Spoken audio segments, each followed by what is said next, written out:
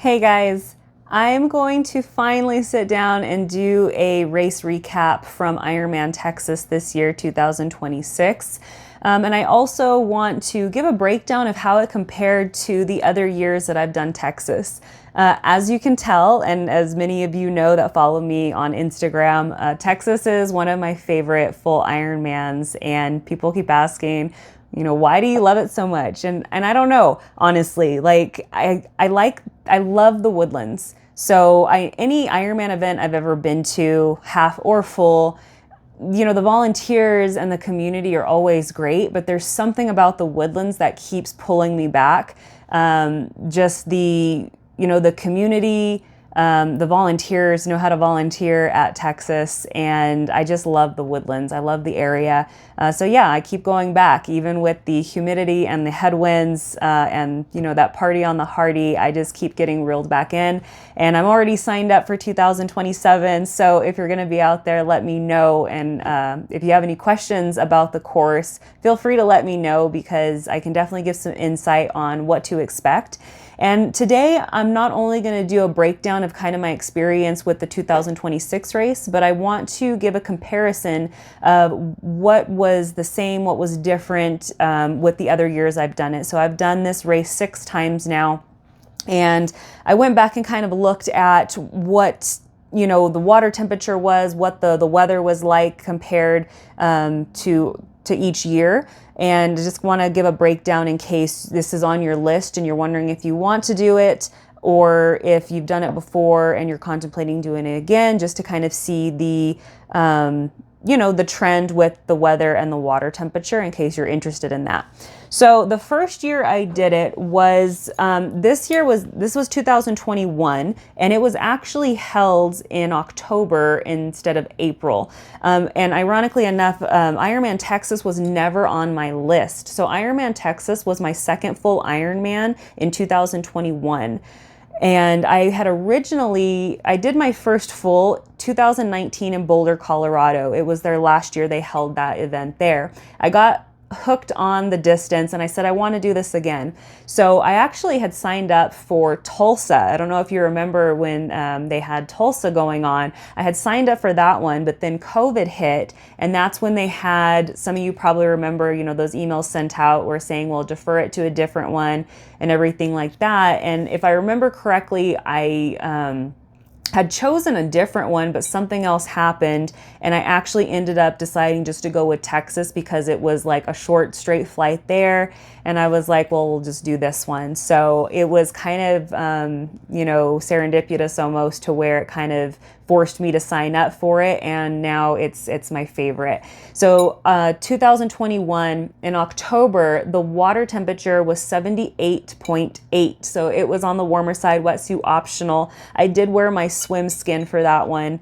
And if you don't already know, Texas, Lake Woodlands, man-made lake, it is not the cleanest water. So if you're looking for a lovely, pristine swim, it is not clear. You can't see much. There's ducks. There are water snakes that hang out there, but I've only ever seen pictures and videos from volunteers. I've never personally seen the snakes myself. So if that's an issue, don't worry. I've never, knock on wood, I've never seen any yet during my swim. But they're harmless. They really are. But yeah, this swim is not, the cleanest. I've never gotten sick. Some people will not do the practice swim the day before because they don't want a chance getting sick. I've always done the practice swim, and then swam the day of, never had any issues. But yeah, so the swim, in my opinion, for Texas is always very crowded. And it seems like every year since I've done it, it keeps growing and growing. Even though this, race has been around more than the times that I've done it, the swim seems to keep getting a little bit more chaotic. And as you guys know, unfortunately, there was an athlete that passed in the swim during the race this year. So, with our sport, we always, chance something happening in the water, whether it be, contact, health issues, whatever it may be. But I would say this year for 2026 was the most chaotic that I have seen it out there in the years that I've done it. But I would say be ready for, a more crowded swim, not the cleanest water. and the water temperature, just be ready to make the call race morning. It's kind of just a toss up when it comes down to race morning. For myself, I always pack my wetsuit and my swim skin. I'm the type of athlete, if it's going to be wetsuit legal, I'm going to wear a wetsuit because I'm faster with it. So I always pack my wetsuit, but then, if it's above that 76.1, I will opt for the swim skin. So 78.8, that was actually the warmest it's been in the years I've done it, but again, that was in October.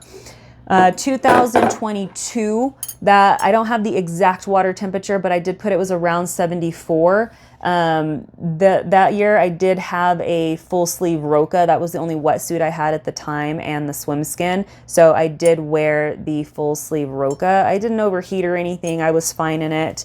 That year, the headwind in 22 was, I had noted that it was pretty bad. I think it was around 25 sustained 35 mile per hour gusts. I can't be 100% sure on that one, on that data, but the winds that year were pretty rough. I do remember that. 2023, the water temp was 72 degrees, and I did end up getting a sleeveless by that time. I really liked the sleeveless with that range of motion, because with the Roka, it was a little tighter on me. So that one I did do a sleeveless. One thing I noted on that one was that the winds were better than the year prior in 22. There was still winds because it's, Texas. And then we have 2024, the water temperature was 75.9. I did do the sleeveless again this year.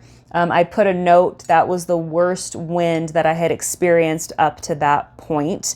And then I'm not sure, people were saying it was around that 35 gust 25 that would have been comparable to 2022. But in my opinion, this year, that 24 was worse. Out of all of the years, the 6 times I've done it, this one was the most memorable for the wind. It was pretty brutal. Not as brutal as half Ironman Little Elm this year. If you did that, I would say Little Elm definitely beat Texas, the Ironman Texas on that one. 2025. Water temperature was 76.7. I did wear a swim skin, and the wind, I would say, was the nicest it had been to me up to that point. So it was, moderate wind. We had, the usual headwind out, tailwind on the way back. That was the year, if you did it or if you saw it, that was the year the cement truck had toppled over onto that side. And I did note that the run was really, I remember that, it was really hot, and it was the most humid that I had experienced so far. I mean, usually I could feel, I'm in New Mexico, so I have the dry heat, so I can definitely tell when that humidity's around. And this was the year that I was like, oh, this sucks, because I can definitely feel the humidity. And then, of course, we have this year, 2026, in April. And the water temperature for this year was 77. And so I did opt for the swim skin. The wind was pretty moderate, like it was there, but it definitely wasn't anything traumatizing. I would say maybe comparable to 2025, in my opinion. The only difference was, every year that I had done it prior, we had that headwind out, tailwind back. It was a little opposite this year, where we had the, the headwind on the way back instead. This year, we did end up having rain on the bike, and depending where athletes were on the course at that time, for me, the rain hit around mile 60, I think it was, and it came down pretty hard. Like my cycling shoes were just soaked with the rain. So it came down pretty good for a while. And then by the time I started, I think it was I was on my second loop, it had started raining some more. I did see like one crash it wasn't bad. He fell, he was okay. Just, tires being wet and stuff like that. So, always be cautious when the weather's doing something like that and the roads are wet. But, the rain, it actually felt good, because as you know, on Hardy Toll, it doesn't feel like a party on the Hardy when that sun is just beating down on you, because there's no coverage. So the rain actually felt pretty nice. I was afraid, because for a while the weather was predicting, thunderstorms, lightning, stuff like that. And I was like, I don't want to be pulled off the course because of lightning.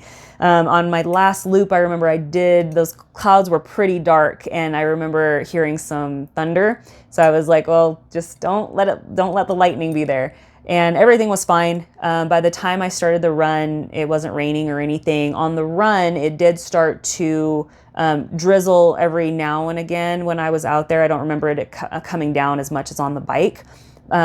It was really nice having the cloud coverage for the run, because in 2025, that run, like I said, it was really hot and humid. That was the worst I had had it. But for the cloud coverage this year, it was really nice. However, it was humid. So even through the aid stations, with it being cloudy and drizzling, I still was dumping water and getting ice because it was warm. But yeah, so the swim, breaking down the swim for this year, going back to the swim, bike, run. Swim, very crowded. This was the most crowded that I had ever experienced it. The part that was actually the least chaotic was actually the canal, which I'm usually surprised when that happens, because the canal is a little more narrow. So that was the least contact, was through that area. The first two sections before we got into the canal, because as you know, that swim, you can kind of break it into thirds. It was a little bit hectic. There was definitely lots of contact, lots of people around. And then, like I said, the bike, we had rain, and the run was still humid, even though it was cloudy. The finish line this year for 2026 was epic. I feel like they stepped up their game big time. It felt like, to me, it almost felt like one of those world championship finishes, because they made you feel like special. They had like more of like kind of like a ramp area for you to run up. They kind of, in 2025, they kind of moved the finish line, I believe, from the other years a little up more towards it's under this like arch area. So it just makes it feel a little bit more like, wow. So I don't know. There was something about this year that I just absolutely loved the finish line this year. It just keeps getting better and better. And of course, just like I said, the volunteers on the course, Hippie Hollow through the run. And yeah, I mean, as for how my race went, the swim, not my best time. The bike, I believe it was my second, or might have been my second fastest bike time. And then on the run, not my slowest, not my fastest, but, always grateful for another finish. It was my third full fastest Ironman finish. And thankfully, it was my 13th full Ironman finish. And I'm so grateful for every time I can cross the finish line. So yeah, just a little breakdown of the 6 times that I've done Texas. And if you have any questions on Ironman Texas and like to talk more, let me know. There she is, with a heart in her hand. Slow down. Stop. Nobody's behind you. Stop. Turn around. Spectators, you know what to do. Let's hear it. Sabrina Samarabas, You are an Ironman!